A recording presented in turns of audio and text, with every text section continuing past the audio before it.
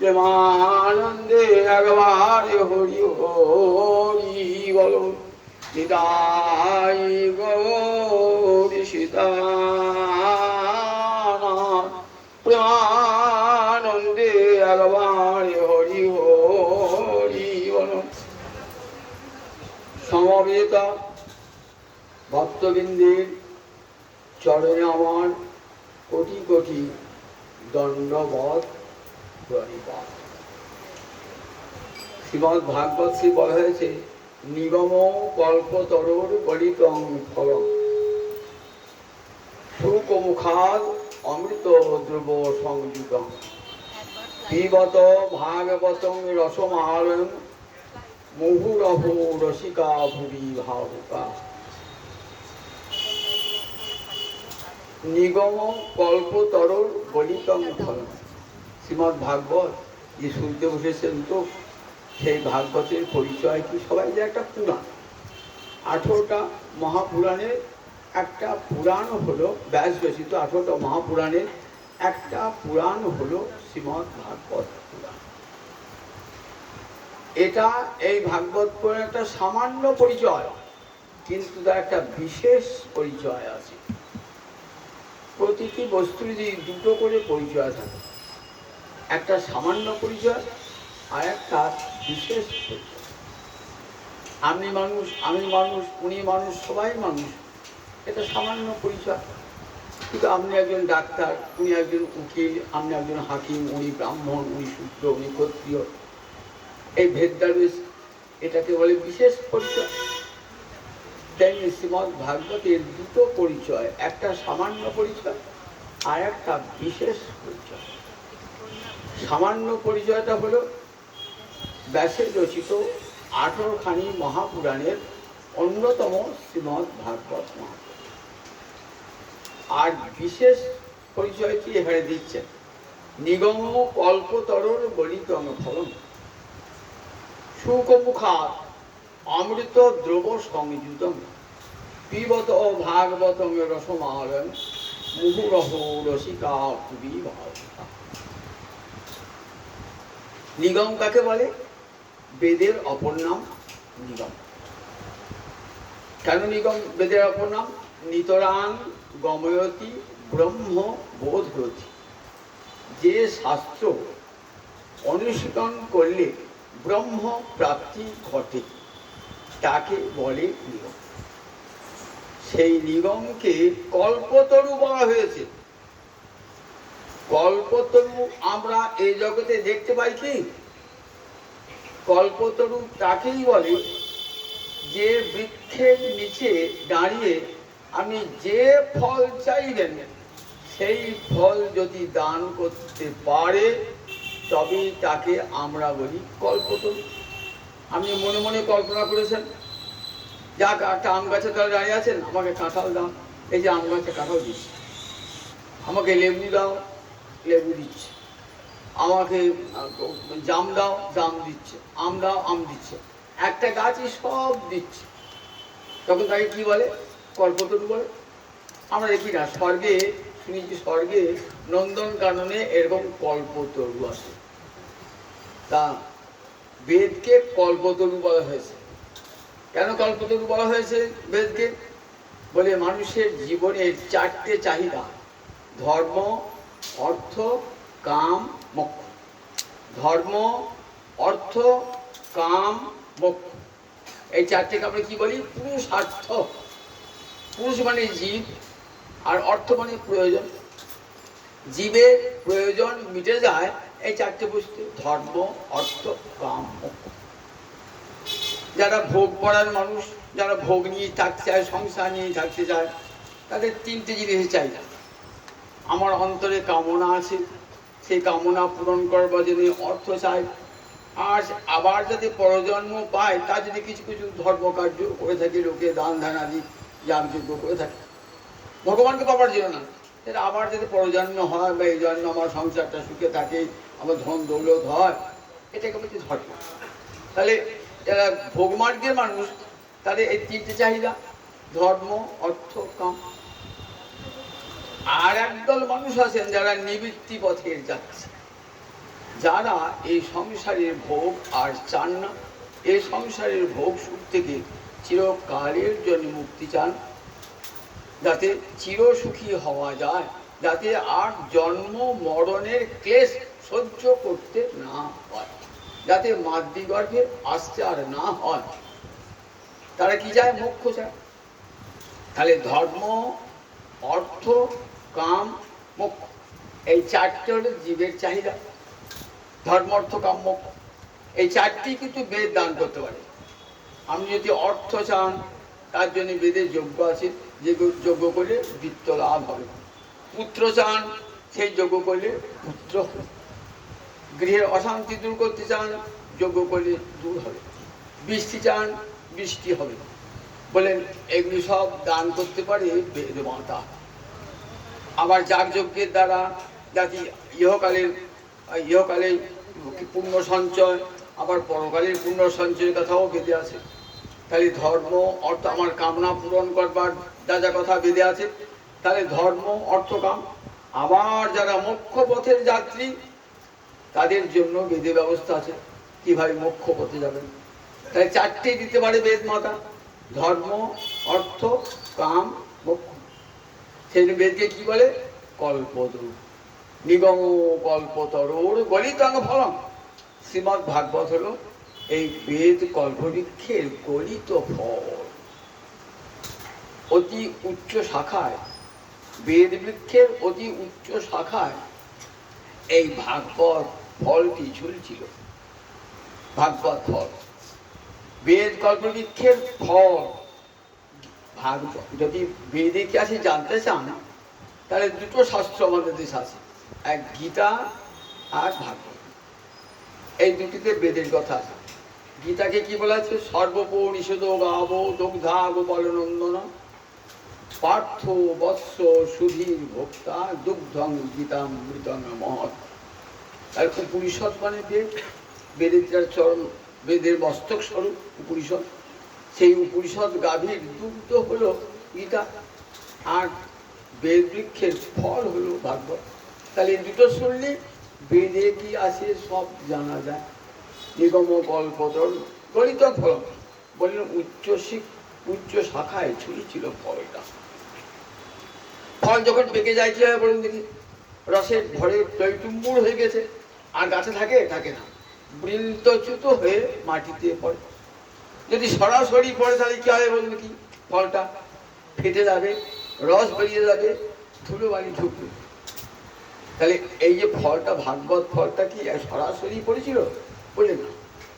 যদি ফলটা সরাসরি না পড়ে গড়িয়ে গড়িয়ে আসে, এক প্রথম শাখাটা পড়লো, তারপরের শাখায়, তারপরের শাখায়, তারপরের শাখায়, তারপরের শাখায়, এমনি করে নিচে নেমে আসে, গড়িয়ে গড়িয়ে নেমে আসে, তাহলে ফলটি অবিকৃত হয়ে রয়েছে।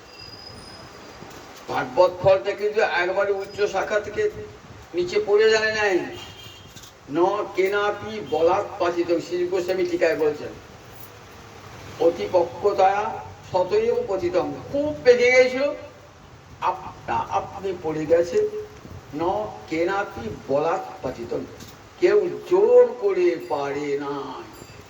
জোর করে যদি ফল পারা হয় কাঁচা অবস্থায়, তাহলে সে ফলে আস্বাদ হবে? আস্বাদ হবে না। বাড়িতে থেকে নানান রাসায়নিক প্রক্রিয়াকে পাকাতে হবে, কিন্তু সে আস্বাদটা পাবেন না। গাছ পাকা আম আটি খান, আর বাড়িতে পাকানো আম খান, দেখবেন দুটো আস্বাদ তফাৎ, দুটো আস্বাদ তফাৎ। তারপরে ভাগবত ফলটা কেমন না? ওই বেদ কল্প বৃক্ষ গড়িয়ে গড়িয়ে গড়িয়ে গড়িয়ে এসেছে। কিরকম? ভগবান শ্রীকৃষ্ণ বলেছেন কাকে? ব্রহ্মাকে। ব্রহ্মা বলেছেন নারদকে, নারদ বলেছেন ব্যাসকে, ব্যাস বলেছেন শুককে, শুক বলেছেন মহারাজ পরীক্ষিতকে। খালি গড়িয়ে গড়িয়ে আসা হলো না? শাখার পর শাখা, শাখার পর শাখা, শাখার পর শাখা গড়িয়ে গড়িয়ে। প্রথম কৃষ্ণ বললেন তাকে, ব্রহ্মাকে বললেন চতুশ্লোকী ভাগবত। সেখান থেকে ব্রহ্মা কাকে বললেন? তার নিজ পুত্র নারদকে বললেন। নারদ কাকে বললেন? ব্যাসকে বললেন। ব্যাস কাকে বললেন? শুককে বললেন। শুক কাকে বললেন? মহারাজ পরীক্ষিতকে বললেন। তাই গড়িয়ে গড়িয়ে ভাগবত ফলটা গড়িয়ে গড়িয়ে গড়িয়ে গড়িয়ে নেবেন। সেই ফলটা নারদ কুড়িয়ে নিয়ে কাকে দিলেন? ব্যাসদেবের হাতে তুলে দিলেন ফলটা। বলদেব হাতে ফলটা তুলে দেন, বললেন নিগম কল্পতর গলিতং ফলম সুকমুখাদ অমৃত দ্রবতম। আবার দেখবেন বাগানে একটা পাকা আম থাকে, তো গাছটা একটু কালো পড়ে আছে, কেন? সেখানে সুখ পাখি রাতে বসে খেয়েছে। সেই ফলটা দেখবেন অন্য পাকা ফলের চেয়েও খুব মিষ্টি, কারণ ওই সুখ পাখির লালাটা লেগে আছে। তাহলে ভাগবত ফল কে প্রথম আস্বাদন করেছেন? ব্যাসনন্দনের সুখদেব প্রথম আস্বাদন করেছেন। সেই সুখের লালা লেগে আছে। বললেন নিগম কল্পতর গলিত সুখ মুখাদ অমৃত দ্রব সংযুত। দ্রবণের লালা, অমৃতের লালা লেগে আছে ওই ফলটা। তাই শ্রীমদ্ ভাগবত ফল এত আনন্দদায়ক। পিবত বললেন কেন? পান করো, পিবত মানে পান করো। তা পানটা, ফল আবার কেউ পান করে নাকি? দুধ পান করে, চা পান করে, শরবত পান করে, ফল আবার কেউ পান করে? তাহলে ভাগবত ফলকে পিবত বললেন কেন? পিবত ভাগবত রসময়। ভাগবত ফলটা রসময় কেন? আটি নাই, খোসা নাই। ফলে আটি থাকে, খোসা থাকে, সেগুলো বাদ দিতে হয়। তাহলে ভাগবতকে যদি ফল বলেন, তাহলে ও দুটো নিশ্চয়ই আছে, আটি আছে, খোসা আছে, তাহলে ও দুটো বাদ হবে। ভাগবতের সব অংশ গ্রহণযোগ্য না। আটিটা খোসা, লোকে আটিটা খায় না খোসাটা খায়, ফেলে দিয়ে শ্বাসটা খায়। তাহলে ভাগবত যদি ফল বলা হয়, তাহলে নিশ্চয়ই তার আটি আছে, খোসা আছে, তাহলে আটিটা ফেলে দিতে হবে, খোসা ফেলে দিতে হবে। তাহলে ভাগবতের নিশ্চয়ই কি পরিত্যাজ্য অংশ আছে? বলি না, ভাগবতের সবটা রস যেমন ঢক ঢক করে খাওয়া হয়, কি ফেলা যায় না, ঠিক সেরকম ভাগবত রসস্বরূপ। পিবত ভাগবতং রসম। আর কতদিন পান করবে? যতদিন মুক্তি না হচ্ছে বসে বসে ভক্ত গৃহে মন্দিরে আস্বাদন করো। তাহলে মুক্তির পরে হবে না? বলে মুক্তির পর অধিক অধিক রূপে। হরি মহারাজ পরীক্ষিত বলেছেন নিমিত্ত তর্ষই রূপগীয় মানাত ভবৌ সদা শত্রু মনোভিরামা। বলে নিমিত্ত তর্ষা, যাদের বিষয়ে বাসনা মুক্ত হয়ে গেছে চিরকালের জন্য, তারা অধিক অধিক রূপে ভাগবত ফল আস্বাদন করছে। কিরকম একটা উদাহরণ দিই। দেখবেন ব্যাধেরা গিয়ে কি করে, বনে গিয়ে মৌচাকে মধু করে, এবং মধুগুলো দেখবেন নিয়ে এসে তবে বালতিতে ভরলো, বাজারে এসে বিক্রি করলো। আর দেখে রাখাল ভালো করে হাঁ করে তাকিয়ে রাখে, তারপরে মধু পাবে না, তোমার পয়সা কিনতে হবে। দেখবেন ওই চলে যাওয়ার পর টস টস করে মাটিতে ওই ঘাসের উপরে, এই আপনার কুশের উপরে পড়ছে, মধুতে পড়ছে। রাখাল বালক কি করে, ওই ধুলো সমেত খাচ্ছে, ধুলো সমেত মধুটা খাচ্ছে। ধুলো সমেত খেয়ে তাতেই কত আনন্দ, খালি ঘাস লেগে আছে, ধুলো লেগে আছে, তাতেই আনন্দ। আমরা যে ভাগবত ফল আস্বাদন করছি, একদিকে বিষয় বাসনা, ধুলি আছে, ঘাস আছে, সেই সব মিশিয়ে কত কামনা বাসনা অন্তরে লুক্কায়িত রয়েছে, সেগুলির সঙ্গে ভাগবত ফল আস্বাদন করছে। আর যাদের বিষয় বাসনা সম্পূর্ণ হয়ে গিয়েছে, আর বিষয় বাসনায়, তারা আর অধিক অধিক রূপে আস্বাদন করছে। ধুলোবালি মেশানো নয়, নিমিত্ত তর্ষই রূপগীয় মানব। কারা কারা ভাগবত ফল আস্বাদন করে? বললেন যারা এই সংসার থেকে মুক্তি পেতে যায়। ওষুধ কারা খেলছে, রোগ যন্ত্রণায় ছটফট ছটফট করছে, তখন কি বলে, ছেলেকে ডেকে বলে বাবা আমার ডাক্তার দেখো, ওষুধের ব্যবস্থা করো। সংসার যন্ত্রণায় যারা জ্বলে পুড়ে মরছে, তাদের পক্ষে হরিকথা কেমন? ঔষধ স্বরূপ ঔষধ। শত্রু মনোভিরামাত, যারা বিষয়ী, যারা হরিকথা শুনতে চায় না, তারাও দেখবেন হরিকথা আসে। সংসার নিয়ে মাতা রয়েছে, কারণ শত্রু মানে কানে শুনতে ভালো লাগে, আর যতক্ষণ শোনে মনের আনন্দ দান করে। কানে শুনতেও ভালো লাগে, মনও আনন্দ দান করে। শত্রু মনোভিরামাত। তাহলে যারা দেখুন নিমিত্ত তর্ষই রূপগীয় মানা ভবু সদা শত্রু মনোভিরামাত, বললেন এরা হরিকথা, যারা বিষয়ী ব্যক্তি তারাও হরিকথা শুনতে চায়, মুক্ত পুরুষরাও হরিকথা শুনতে চায়। আবার যারা মুমুক্ষু, সংসার থেকে মুক্তি পেতে চায়, তারাও হরিকথা শুনতে চায়। কে শোনে না? বললেন একমাত্র পশু, যারা পশুঘাতী ব্যক্তি যারা, আবার অপশু না আত্মঘাতী ব্যক্তি যারা, পশু হত্যা করে যারা, যারা যাগযজ্ঞে পশু বলিদান করে নিষ্ঠুর ভাবে, তারা, তাদের কাছে হরি কথার কোনো মর্যাদা না। আবার অপশুগ্ন, অপশুগ্নে আত্মা, অপশুগ্নে আত্মা, আত্মাকে যারা হত্যা করে, যারা আত্মাকে তিল তিল করে হত্যা করছে, সেই আত্মঘাতী ব্যক্তি হরি কথা শুনতে চায় না। এই দুজন ছাড়া পৃথিবীতে সবাই হরি কথা শুনতে চায়। এই শ্লোকটার ব্যাখ্যা করতে গিয়ে শ্রী গোস্বামীপাদ আমাদের একটা গল্প শোনালেন।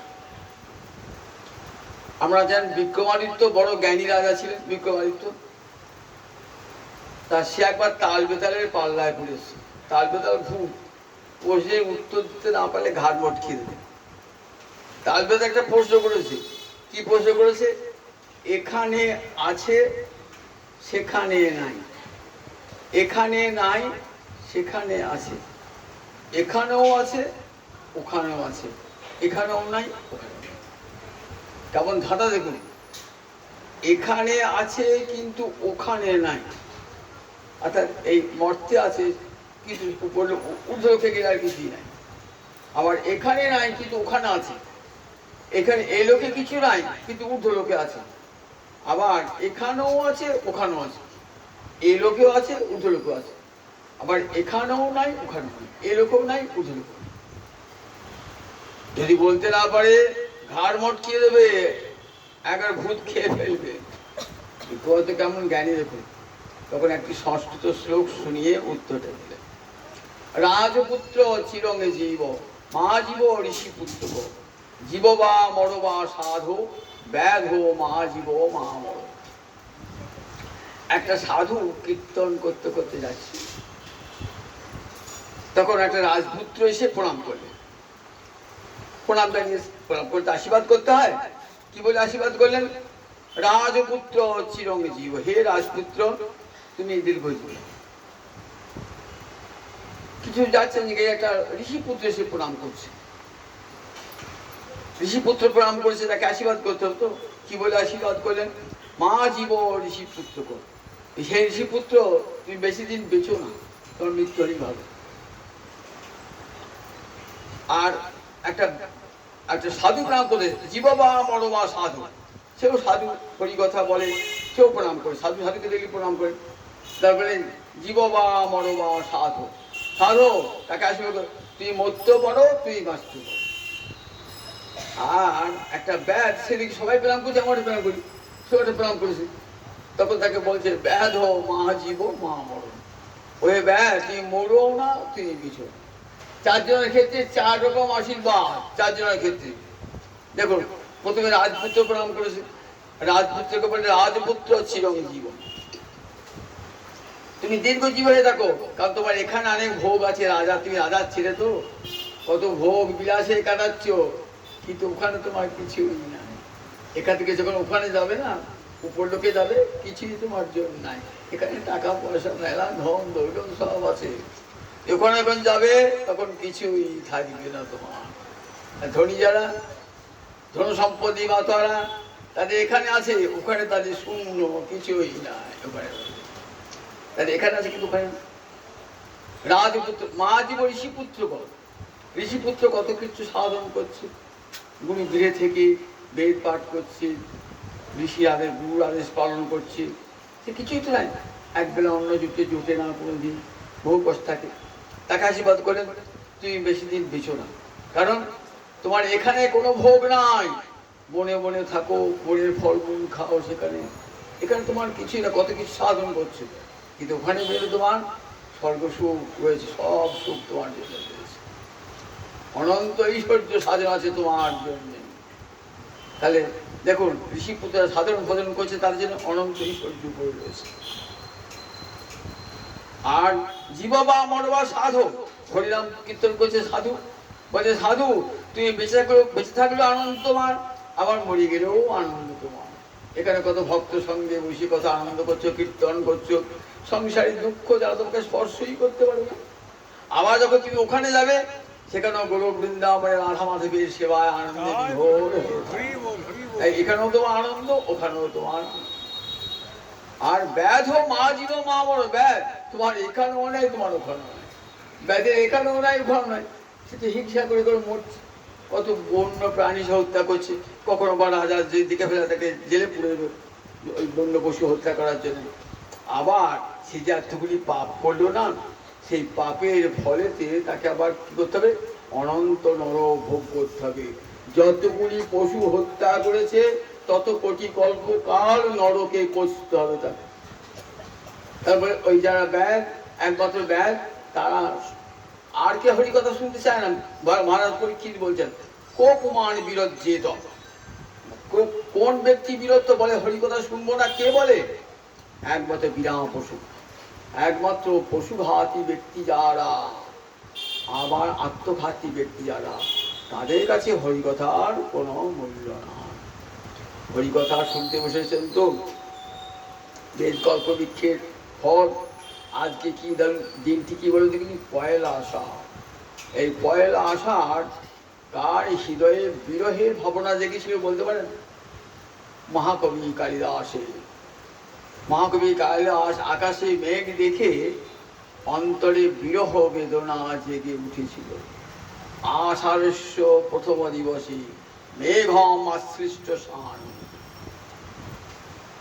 বপ্রকিরা পরিণত গজং প্রেক্ষণীয়। মহাকবি কালিদাস আকাশে মেঘ দেখে বিরহ যন্ত্রণা উদ্লুক, সেই বিরহ যন্ত্রণা হৃদয়ে দেখা দিল বলি কি লিখলেন? একটা বিখ্যাত অমর গীতিকাব্য মেঘদূতম, নাম শুনেছে আপনারা, পড়ুন আর না পড়ুন, নামটা তো শুনেছেন, শুনেও রাখুন নামটা। মেঘদূতম মহাকবি কালিদাসের অমর গীতিকাব্য, যা সারা বিশ্বে নাই, এমন অমর গীতিকাব্য সারা বিশ্বে নাই। মহাকবি কালিদাসের অন্তরে বিরহ থেকে এই মহাকাব্য রচিত হয়েছিল, এই অমর গীতিকাব্য রচিত হয়েছিল। গীতিকাব্য মহাকাব্য নয়, গীতিকাব্য রচিত হয়েছিল।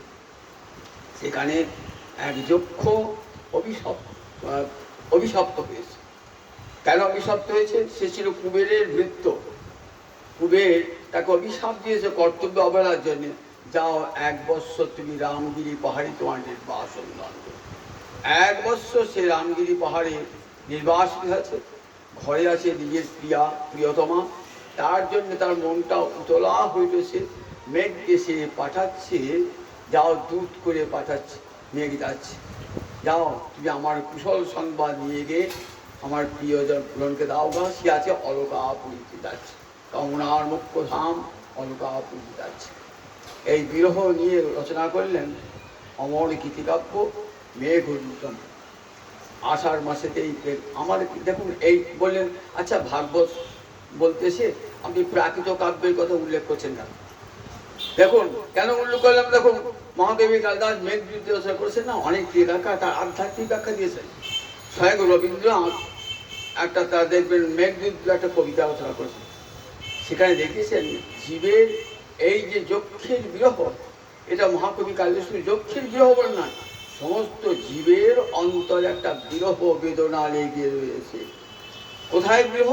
না ভগবানের সঙ্গে তার চির বিরহ লেগে রয়েছে। এই অনুভবটা আমরা করি না। আমরা ভগবানের সঙ্গে আমাদের একটা চির বিরহ। কে দিয়েছে হেন সাপ হেন ব্যবধান, মেঘদূত কবিতা রবীন্দ্রনাথ বলছেন। কি আমাদেরকে অভিশাপ দিল? কোথা থেকে? ভগবান থেকে বিচ্ছিন্ন হয়ে চলে এলাম এখানে ভগবানের জন্য।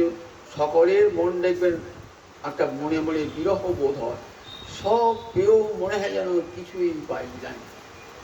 অনন্ত কোটি ঐশ্বর্য পেয়েও, সব পেয়েও, ছেলে পেয়েছেন, স্বামী পেয়েছেন, ঘর পেয়েছেন, সব পেয়েছেন, তথাপি যেন মনের কোথায় মনে যেন কিছুই যেন পাওয়া হয় না।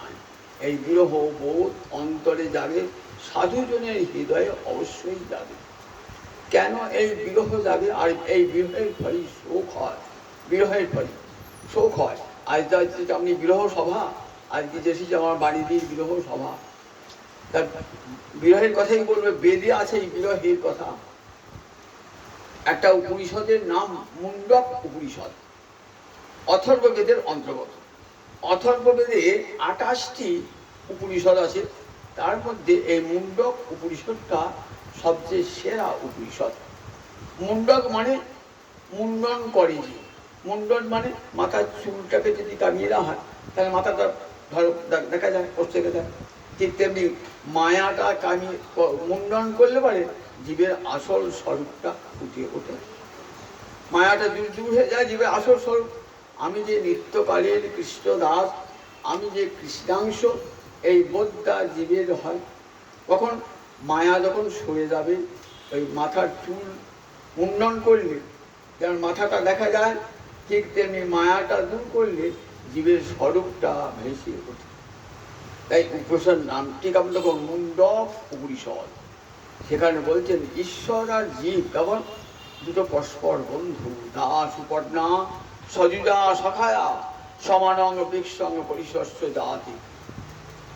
এমন সুন্দর শ্লোকটি বলেন, জীব আর ঈশ্বর এরা দুটো পাখি, দাস উপর্ণা সজুজা সখায়া। জীব এবং ঈশ্বর দুটো পাখি। পাখি কোথায় বসে? গাছে থাকে ফল খাবার জন্য। দুটো পাখি বসে আছে, কোন গাছে বসে আছে? এই দেহ বৃক্ষে বসে আছে। দাস উপর্ণা সজুজা সখায়া। বলেন দুজনই সুন্দর পাখা আছে, দুজনই সমান চৈতন্য আছে, কিন্তু কেমন একটা পাখি খাচ্ছে আর একটা পাখি তাকিয়ে তাকিয়ে দেখছে। কোন পাখিটা খাচ্ছে? জীব পাখিটা খাচ্ছে। তয়োরণ্য পিপ্পলমে সাধু, সে ফল খাচ্ছে মানে কর্মফল ভোগ করছে। ফল খাচ্ছে মানে কর্মফল ভোগ করছে। আমি যে আগে আমার যে পূর্ব কর্ম করেছি, সেই কর্মের ফল। যদি পাপ করে থাকি তার দুঃখ ভোগ করছি, যে পুণ্য করে থাকি খুব ভোগ করছি।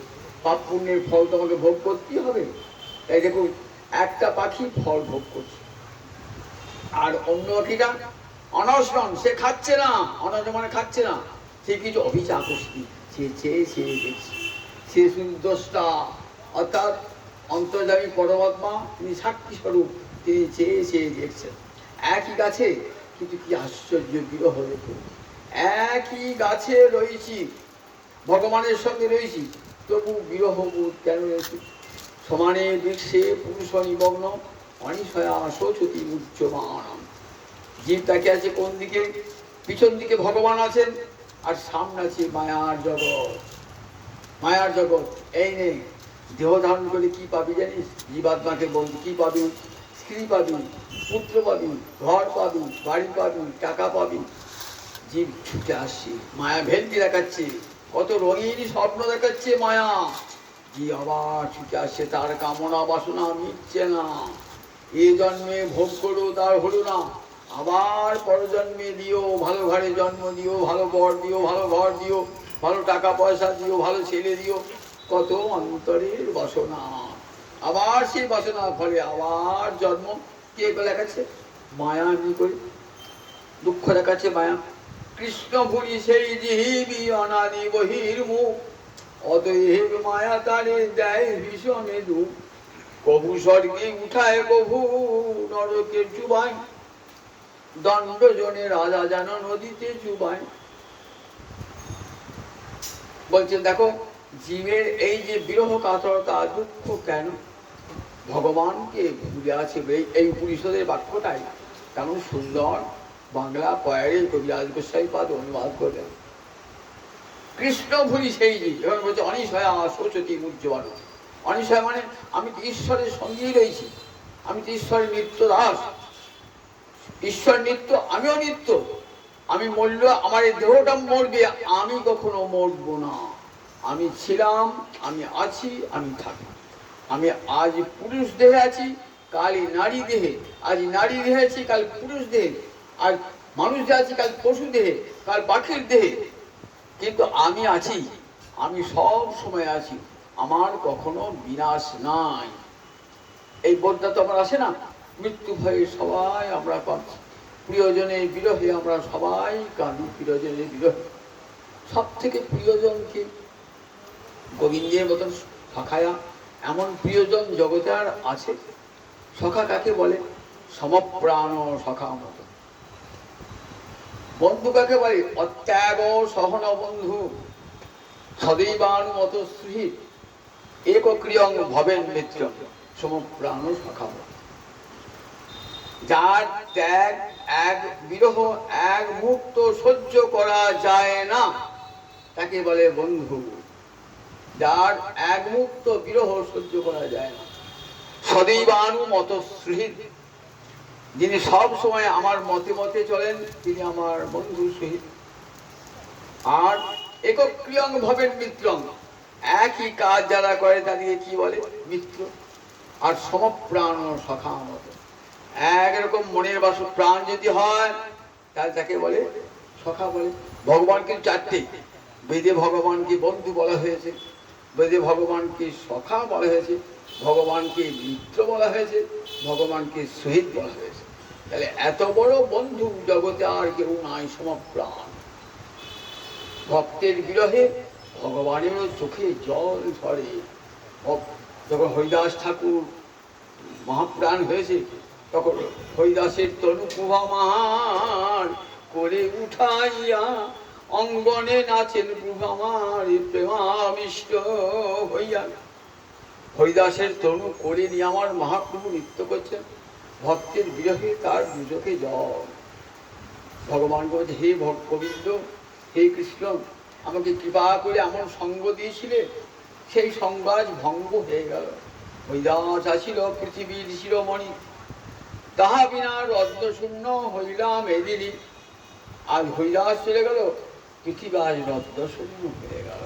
তাহলে দেখুন, যদি সখা নন, যে সখা সমপ্রাণ হয়ে কাঁদে, কাঁদে তখন সমান যদি প্রাণ হয় তাহলে কি হয় না, বন্ধুর বিরহে বন্ধুতে তার চোখে জল আসে।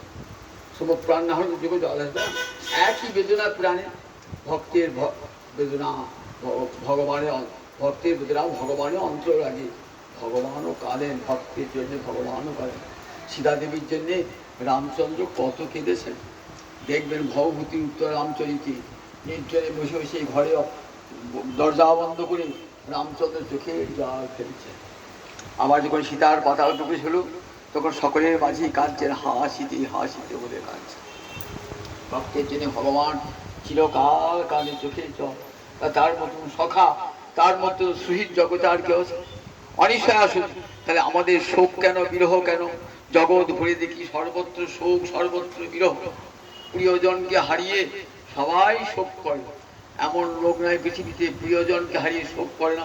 আচ্ছা, সবাই শোক করে নিজজনকে হারিয়ে। আমার ছেলে চলে গেছে, আমার স্বামী চলে গেছে, আমার মা চলে গেছে, আমার বাবা চলে গেছে, যারা প্রিয়জন চলে গেছে তাদের জন্য তো আমার চোখে জল ফেলি। কিন্তু সব থেকে যে প্রিয়জন তার জন্য চোখে জল ফেলি না। তার জন্যে যিনি সব থেকে আপন জন, যিনি কখনো আমাকে পরিত্যাগ করবেন না। আমার মা বাবার সঙ্গে, আমার স্ত্রীর সঙ্গে, পুত্রের সঙ্গে আমার এক জন্মের সম্পর্ক, কিন্তু গোবিন্দের সঙ্গে আমার জন্মান্তরের সম্পর্ক। কিন্তু তাকে একবারও কাঁদি গোবিন্দের জন্য, একবার চোখের জল ফেলায় গোবিন্দের জন্য। যদি ভক্তজন তার চোখের জল ফেলাবে। অনিশয়া শোচতি মূর্ছমান, সংসারে এসে সে মোহগ্রস্ত হয়ে যায়, ভগবানকে সে একবারে ভুলে যায়। আর ভগবানকে ভুলে যায় বলেই সে কী করে শোচতি, সে শোক করে। এই শোকটা কখনটা দূর হবে? সমানে বৃক্ষে পুরুষ নিমগ্ন অনিশয়া শোচতি মুচ্যমান। বললেন কখন এই শোকটা দূর হবে? বললেন যখন দৃষ্টং, যখন পশ্যতি অন্যমীশং, তখন বললেন অনিশয়া শোচতি মুচ্যমান। ভগবত বিরহে জীব কাঁদে তো, আর কখন যাবে?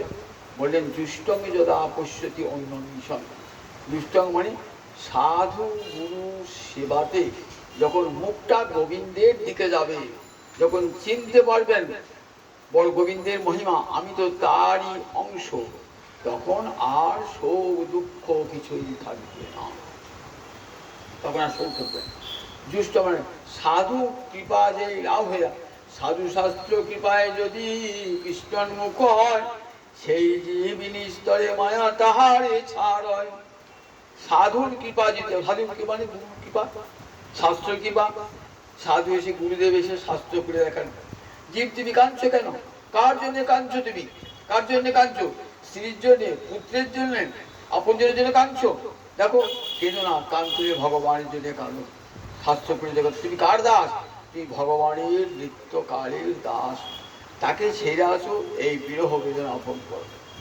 যখন সাধুর কৃপায় কি হয়, সাধুর কৃপায় গুরুর কৃপায় মুখটা যে কৃষ্ণমুখী হয়ে যায়, তখন কি হয়, আর তার শোক তাপ কিছুই থাকে না, শোক থেকে সে বিমুক্ত হয়ে যায়। যতক্ষণ পর্যন্ত মুখটা আমার গোবিন্দের দিক থেকে পিছনে রয়েছে না, ততক্ষণ পর্যন্ত শোক দুঃখ তাপ আছে। যেই মুখটা গোবিন্দের দিকে হয়ে গেল, সঙ্গে সঙ্গে আর শোক দুঃখ থাকে না। কেন? আমার সঙ্গে তো ভগবান আমার, আমি তো ভগবানের নিত্য দাস। এই সাধুর কৃপাতেই মানুষের মায়া ছেড়ে দেয়, তার পূর্বে মায়া ছাড়ে না। ভমিতে ভমিতে যদি সাধু বৈদ্য পাইলাম, তখন কি হয়, মায়া পিশাচি সাধু বৈদ্য উপদেশ দান করে, তার উপদেশে মায়া পিশাচি ছাড়িবে, তার উপদেশে মায়া পিশাচি আমাকে ছেড়ে দেয়। যখন আমি একটা গল্প বলি, দেবর্ষি নারদ একটা বনে যাচ্ছে, যে যে দেখছেন একটা ব্যাগ ভয়ঙ্কর ভাবে পশু হত্যা করছে, একের পর এক পশু হত্যা করছে, পশুগুলো যন্ত্রণায় ছটফট ছটফট ছটফট করছে, আর সে আড়ায় দাঁড়িয়ে খুব উপভোগ করছে। কতগুলো মরেছে, কতগুলো মরে নাই, এই অবস্থা। নারদ যেতে যেতে কিছু হরিণ পালালো। তখন নারদ তার কাছে এলো, লাল চোখ করে ব্যাগ দাঁড়িয়ে আছে।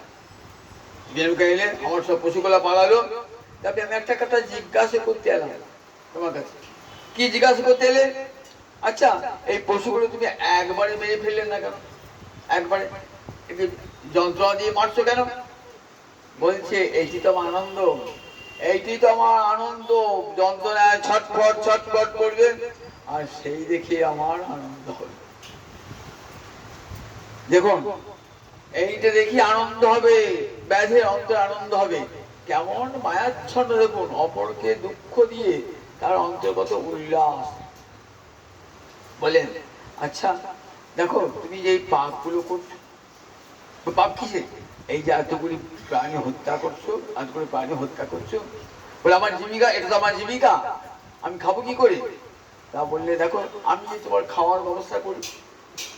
নারদ লোকরা দেখালেন, দেখো তুমি যতগুলো পশু মেরেছো না, এই ততগুলো পশু দাঁড়িয়ে আছে, তুমিও পশু হয়ে জন্মাবে, জমালয়ে যাবে, আর তোমাকে এই পশুগুলো দাঁড়িয়ে আছে, ঠিক এমনি তুমি আমাকে তার বুকে তীর বিদ্ধ করেছো, তোমার বুকে আমাকে তীর বিদ্ধ করেছো। দেখছি বাবরে, কত পশু বধ করেছি, তারা সব দাঁড়িয়ে আছে আমার বুকে তীর বিদ্ধ করবার জন্য। অন্তরটা কে পড়বে, এত করবে? হ্যাঁ, কোটি গল্প কাল তোমাকে পশুগুলো তোমাকে মারবে। তাহলে উপায়টা কি? আমি খাবো কি করে? আমি তোমার খাওয়ার ব্যবস্থা করি, আর এই পাপটা বিয়ে করে সব পাপ তোমার দূর করে, সব পাপ তোমার দূর যাবে। তুমি আগে প্রতিজ্ঞা করো, তোমার ধর্মটা ভাঙো, তীরটা ভেঙে জলে ফেলে দাও, জলে ফেলে দাও। বলি তাহলে তোমার খাওয়ার ব্যবস্থা আমি করবো, এসো। বুঝি নারদ তাকে বসেন, স্নান করে, সরোবরে স্নান করে এসো।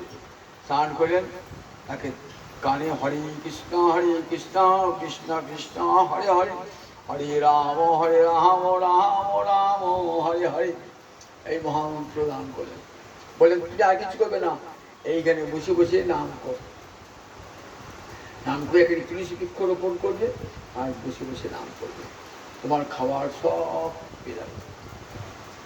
নারদকে গুরু করে সব হিংসা বৃত্তি ছেড়ে সে কেবল বসে বসে হরিনাম করতে লাগলো। দেখছে রাশি রাশি খাবার প্রতিদিন আসছে, কোথা থেকে কে খাবার পাঠাচ্ছে, প্রচুর খাবার আসছে, অনেকদিন কেটে গিয়েছে। এবার নারদ ঋষি আসছে, তাকে নিয়ে একজন ঋষিকে সঙ্গে নিয়ে, পর্বত ঋষিকে সঙ্গে নিয়ে আসছে। দেখছেন ওই শিষ্য বসে হরিনাম করছে, গুরুদেব কাছ থেকে, গুরুদেবকে প্রত্যুত্তম এগিয়ে নিয়ে আসবেন। যাচ্ছে তো রাস্তা দিয়ে, গলায় কিছু গর্ভবস্ত্র আছে না, সেটিতে ধুলো ঝাড়তে ঝাড়তে যাচ্ছে। কেন? আমার পায়ের চাপে যেন একটা পিঁমড়ো না মরে। বলছেন, কেন আসছে ওর করে? তা বললো, পায়ের চাপে যে পিঁমড়ো না মরে। জানো কে ছিল? একটা ব্যাগ ছিল, বলে অসংখ্য পশু হত্যা করেছিল। দেখো তো, ওকে আমি ওই পশু হত্যা ছাড়িয়ে ওর কর্ণে হরিনাম মহামন্ত্র দিয়ে ওকে সাধুকে পরিণত করেছি। তখন দেব পর্বত মুনি বলছেন, তুমি সব করো নারদ, দেবর্ষি নারদ, তুমি জীবের অন্তরচারী, তাই অন্তরে ওর সব শোক দুঃখ বিনাশ করে ওকে হরিনামামৃত দান করে পরম শুদ্ধ করেছে। সাধু ওই ব্যাধের জীবনের সমস্ত দুঃখ কষ্ট দূর হয়ে গেল নারদের সঙ্গ লাভের জন্য। সাধু শাস্ত্র কৃপায় যদি কৃষ্ণোন্মুখ হয়, সেই জীব নিস্তরে মায়া তাহারে ছাড় হয়, সেই জীব নিস্তরে তাহারে মায়া ছাড় হয়। সাধুর কৃপায় শাস্ত্র কৃপায় যদি মনটা কোনো প্রকার গোবিন্দের দিকে ঘুরে যায়, আমার মন তো গোবিন্দের দিকে আসবে না, কি আমার মন টানবে? আমার গুরুদেব কৃপা করে আমার কর্ণে মহামন্ত্র দিয়ে গুরুদেব বলেছে, দেখো এমন সুন্দর যে মানব জন্ম, সেই মানব জন্মে সাধু সঙ্গ করবি, সাধু সঙ্গ নাম কীর্তনে ভাগবত শ্রবণ, মথুরা বা শ্রীমূর্তির শ্রদ্ধায় সেবন, সকল সাধন শ্রেষ্ঠ এই পঞ্চ অঙ্গ, কৃষ্ণ প্রেম জন্মায় এই পাঁচের অল্প সঙ্গ। বলে দেখো সাধু সঙ্গ সদ্ভাগ্যের দরকার, সাধু সঙ্গ হয়ে জীবনে মোটটা ঘুরে যায়। ব্রহ্মাণ্ড ভ্রমণ করতে করতে করতে করতে মুচুকুন্দ রাজার উপাখ্যান আছেন, ব্রহ্মাণ্ড ঘুরতে ঘুরতে ঘুরতে ঘুরতে যদি কোনো জন্মে কোনো সাধুর কৃপা লাভ হয়ে যায়, তাহলে জীবনে একটা বড় দিক পরিবর্তন হয়ে যায় জীবনে। তখন মনে হয় এমন যে সুন্দর মনুষ্য জন্ম লাভ করলাম, সেই মনুষ্য জন্ম সার্থকতা কিসে? সেই মনুষ্য জন্মের সার্থকতা একমাত্র শ্রীকৃষ্ণ ভজনে। শ্রীকৃষ্ণ ভজনে এই বোধটা এই চৈতন্য জীবের আসে না, গুরুদেব কৃপা করে সেই চৈতন্য আনিয়ে দেন জীবের অন্তরে। যে জীব মোহনিদ্রায় নিদ্রিত হয়ে রয়েছেন, তার ঘুম ভাঙছে না। বেদ বললেন, দেখো উত্তিষ্ঠত জাগ্রত প্রাপ্য বরান নিবোধ হতো। উপযুক্ত আচার্যের কাছে যাও, তাকে জাগরণের মন্ত্র শিখে নাও। জাগো জীব, এর আগে ৮৪ লক্ষ দিন ঘুমিয়ে ঘুমিয়ে কাটিয়েছ, এই যে দুর্লভ মানব জন্ম, সেই মানব জন্ম আর বিফলে যেন না যায়। হরি হরি বিফলে জনম গাইন, মনুষ্য জনম পাইয়া রাধা কৃষ্ণ না ভরিয়া, জানিয়া শুনিয়া বিষ খাইন, গোলকের প্রেম ধন হরিনাম সংকীর্তন, রতি না জন্মিল কেন তাই। সে প্রেম ধনকে ফেলে দিয়ে, অমৃতকে ফেলে দিয়ে বিষ্ঠা খেয়েছি, সংসারে দুঃখ কষ্ট ভোগ করছি, গরল পান করেছি। সংসার ও বিষানলে দিবানিশি হিয়া জলে, জুড়াইতে না কইনু উপায়। বিষ খেয়ে কি হয় বলো দেখি? যারা বিষ খেয়েছে, বেঁচেছে, তারা আর কোন জীবনে বিষ খাবে না। এত কষ্ট হয় ভিতরে না বিষ খেলে, তাই বিষ খেয়ে বিষে এত জর্জরিত হয় শরীর, তাই একে বিষে জর্জরিত। আবার আগুনে পুড়ে যায়, তাহলে কেমন যন্ত্র হয়। সংসার বিষাণলে দিবানিশি হিয়া জ্বলে। আমাদের দেখুন সংসার বিষাণলে দিবানিশি হিয়া জ্বলছে, জুলাইতে না কইনু উপায়। জুড়াবার উপায় তো করি নাই, জুড়াবার উপায় করি নাই, সাধু গুরু সঙ্গ লাভ করি নাই। ঘরে বসে টিভি দেখবো, টিভিতে ছবি দেখবো, কিন্তু গোবিন্দ কথা শুনবো না। ভালো লোকের সঙ্গে বসে ওই বড় নিন্দা পরচর্চা করে বেড়াবো, কিন্তু হরি কথাতে মতি রুচি আসে না। বহু বহু জন্মে সুকৃতি থাকলে তবে ভাগবতের আসর আসে, তবে হরি কথায় রুচি হয়। বলুন তো, এই কাটা শহরে এত মানুষ আছে, কটা লোকের হরি কথায় রুচি হয় বলুন দেখি? গোবিন্দ কথায় কটা লোকের রুচি হয়? নাই। বহু বহু পূর্ব জন্মের সুকৃতি থাকতে হবে, তবে আসবে। যতদিন জীব গোবিন্দ ভুলে থাকবে, ততদিন তাকে এই বিরহ দুঃখ যন্ত্রণা ভোগ করতে হবে। যখনই সাধু সঙ্গ লাভ হয়ে যাবে জীবনে, তখনই তার জীবন পরিবর্তন ঘটে যাবে। বিভীষণ রাক্ষস কুলে জন্মেছে, বিভীষণ রাক্ষস কুলে, রাক্ষস সঙ্গে তার উঠা বসা, যে হনুমানের সান্নিধ্য পেয়ে গেল, তখনই জীবনের মোড় ঘুরে গেল। ভক্ত হনুমান তার সান্নিধ্য লাভ করে বিভীষণের অন্তরে রাম চেতনা বৃদ্ধি পেল। তখন নিজের জ্যেষ্ঠ ভ্রাতাকে পরিত্যাগ করে বিভীষণ এসে রামচন্দ্রের চরণে আশ্রয় গ্রহণ করলেন। তাহলে কার সান্নিধ্য পেলেন? সান্নিধ্য পেলেন হনুমানের। সাধুসঙ্গ মানব জীবনে একটা জানলে বড় বিপদ, যখন সাধুসঙ্গ হলো তখনই জানতে হবে আমার জীবনে পরম সৌভাগ্য, তাই সাধুসঙ্গ লাভ হয়েছে। সাধুসঙ্গ সাধুসঙ্গ সর্বশাস্ত্রে কয়, যার এক লব মাত্র সর্বসিদ্ধি হয়। যার এক লব মাত্র, এক কণিকা মাত্র পেলে জীবনের সর্বসিদ্ধি লাভ হয়ে যায়। এবার দৃষ্টং যদা পশ্যতি অন্যমীশং অশ্ব মহিমানমিতি বিদশক। তাই আমাদের বললেন, বেদ মাতা বললেন, দেখো সাধু সেবা করো দৃষ্টং। সাধু সেবা করলে কি হবে? ভগবত মহিমা জানতে পারবে।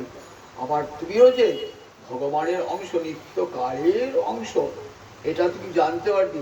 তখন বিতশোক, আর তোমার কোনো শোক থাকবে না। অন্তর হতে সব শোক দূর হয়ে যাবে। তত্র কমোহ কশোক একত্ব অমনুষ্যত। তখন মোহ কোথায়? মোহ থেকে তো শোক আসে, মোহ থেকে শোক আসে, দুঃখ আসে, ভয় আসে, সব আসে। মহারাজ পরীক্ষিত একদিন কি আমি আসন্ন মৃত্যু, আমার কর্তব্য কি? তখন বলেন, তস্মাৎ ভারত ভগবান, তস্মাৎ ভারত ভগবান সর্বাত্মা ঈশ্বর হরি সতব্য কীর্তিতব্য সর্তব্য ইচ্ছেতা অভয়। মহারাজ যদি অভয় পেতে চাও তাহলে ভগবান শ্রীহরি কথা কান পেতে বসে বসে শোনো, শ্রোতব্য। বললেন কীর্তিতব্য, যদি শোনাবার লোক না থাকে বসে বসে কীর্তন করো। তাও যদি না করো মনে মনে স্মরণ করো, তাহলে এই সংসার সাগর অনায়াসে পার হয়ে যাবে। গোবিন্দের চরণ, অভয় চরণ আরবিন্দ। দুর্লভ মানব জন্ম সৎসঙ্গে তরহু এ ভব সিন্ধুরে ভজহু রে মন শ্রীনন্দন অভয় চরণার বিন্দরে। কি পদ গোবিন্দ দাসের! বলে মন সব সময় গোবিন্দ চরণ আরবিন্দ, গোবিন্দের চরণ যুগল স্মরণ করো। তাহলে কোথা অভয়? আর ভয় কোথায়? আর ভয় থাকবে না। দুর্লভ মানব জন্ম ভগবানের করুণার দান। বহু জন্ম পরে মানব জন্ম পেয়েছি, এটা যদি আবার নষ্ট করি তাহলে কি হবে? আবার যে কি জন্ম হবে, আবার যে কবে মানুষের জন্মাবো কেউ বলতে পারে না। এমন দুর্লভ মানব জন্ম পেয়েছো, এই মানব জন্ম পেয়ে তরহু এ ভব সিন্ধুরে, এই ভব সিন্ধু পার হয়ে যাও সাধুর সঙ্গে। এমনি একজন সাধ্বী রমণীর আজ প্রয়াণ তিথি। আপনারা সবাই জানেন, বাণীদিকে যারা জেনেছেন আর যারা দেখেন নাই, যারা তার সান্নিধ্য পেয়েছেন, মনে হয় এমনি রমণী যেন প্রতিটি সংসারে জন্মায়, যে সংসারে সুখ শান্তি সর্বতে দেয়। এত সকলের প্রতি মায়া, মমতা, ভালোবাসা আমি তো জীবনে দেখি নাই এমন রমণী জীবনে। সকলের প্রতি এত ভালোবাসা, সকলের প্রতি এত মায়া, এত মমতা প্রতিটি মানুষের জন্যে। আমরা দেখো সবাই স্বার্থপর, নিজের স্বার্থ, নিজের ভালোটাই চিন্তা করি, অপরের কথা চিন্তা করি না। যারা অপরের কথা চিন্তা করে তাদের জানতে হবে মুহূর্ত আছে বলেই করে, মুহূর্ত আছে বলেই করে। অনেকের লোকে টাকা পয়সা আছে, কোনো লোকে দান করে, কিন্তু বাণিজ্য প্রত্যেক দিন ওই সেদিকে বলতেন রিস্কাটা সব তার টাকা আদায় হবে, ওরা আমি নেবো। সকালবেলাতে গৌরহরিকে দর্শন করে ওই খুঁটে বেঁধে নিয়ে বেরিয়ে পড়তেন।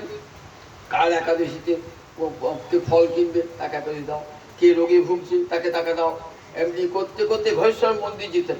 আবার আস্তে আস্তে উপাসে কার কে কাঁদছে, কেউ করছে, সব কেটে কেটে তার বাড়ি যেতেন। এমন মানুষ পাওয়া যাবে? এমন মানুষ এমন এমন জননী জগতে দেখা যায় না।